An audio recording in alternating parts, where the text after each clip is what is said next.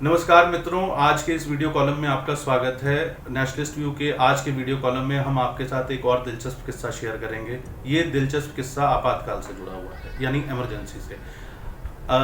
हम जानते हैं कि 25 और 26 जून की रात को भारत के अंदर इंटरनल इमरजेंसी लागू कर दी गई थी। सारे मौलिक अधिकार खत्म कर दिए गए थे, विपक्ष को जेल में डाल दिया गया, वरिष्ठ पत्रकारों को जेल में डाल दिया गया, सेंसरशिप लगा दी गई। लेकिन ये दिलचस्प किस्सा जो है ये 25 और 26 जून से जुड़ा हुआ है, 1975 से। 25 जून और 26 जून की रात को जब इमरजेंसी लगी देश में, तो के.आर. मलकानी संभवतः पहले व्यक्ति थे जिनको कि इस इमरजेंसी में अरेस्ट किया गया। के.आर. मलकानी द मदरलैंड नाम का एक अखबार निकाला करते थे। वो उस अखबार के एडिटर थे और द मदरलैंड अखबार जो है दिल्ली से निकलता था।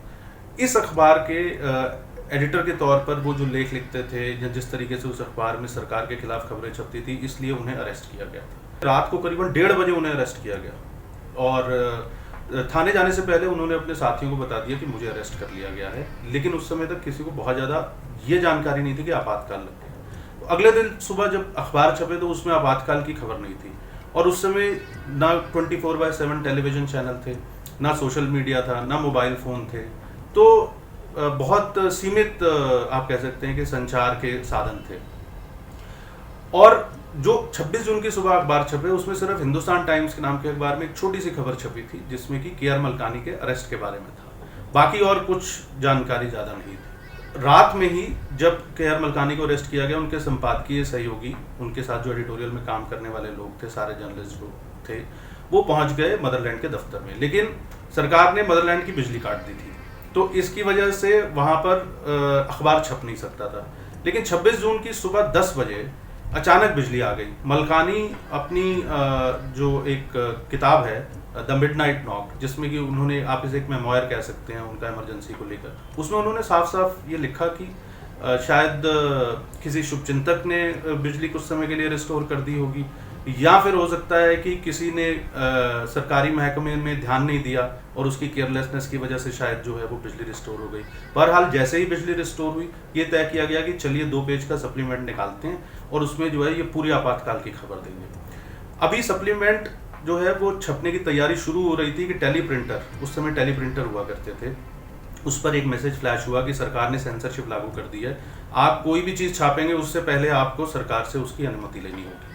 लेकिन वहाँ मदरलैंड के एडिटोरियल स्टाफ ने तय किया कि हम कोई सरकार से अनुमति नहीं लेंगे, हम जो ये फ्रीडम ऑफ एक्सप्रेशन है, जो अभिव्यक्ति की स्वतंत्रता है, इसके लिए लड़ेंगे और जनता को असलियत बताएंगे कि किस तरीके से इंदिरा गांधी सरकार ने देश में लोकतंत्र पर एक तरीके से एक निरंकुश अपना जो है वो नियंत्रण रखने के लिए आपातकाल लागू कर दिया।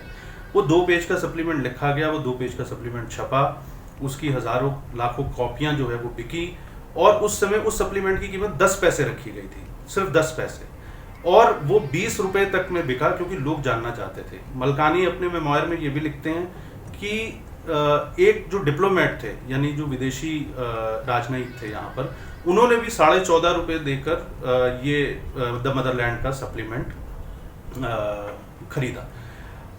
अब ये जब सप्लीमेंट छप गया, बाजार में चला गया, तो एक तरीके से आप कह सकते हैं कि मदरलैंड एक ऐसा अखबार था जिसे हम कहते हैं आजकल जर्नलिज्म की भाषा में कि ब्रेकिंग स्टोरी। तो जो ब्रेकिंग न्यूज़ थी वो द मदरलैंड ने दी थी और बिना डरे उन्होंने इसको छापा और इसका खामियाजा भी उन्हें भुगतना पड़ा।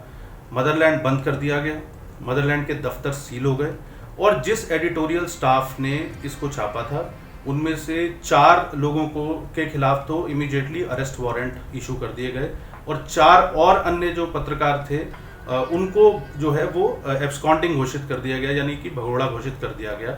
तो इस प्रकार से ये जो द मदरलैंड है उसने एक अहम भूमिका निभाई आपातकाल में पहले ही दिन। और आज के वीडियो कॉलम में इतना ही। जल्दी ही एक और दिलचस्प किस्से के साथ आपके साथ मिलेंगे और तब तक हमारा चैनल ज़रूर सब्सक्राइब करें, द नेशनलिस्ट व्यू, और अपना फीडबैक भी ज़रूर दें। और कोई ऐसा विषय जो आपको लगता है जिस पर कि आप इस तरीके की कोई जानकारी लेना चाहेंगे तो आप कमेंट बॉक्स में भी इस पर लिख सकते हैं। और इसके अलावा हमें ईमेल भी कर सकते हैं contact@thenationalistview.com।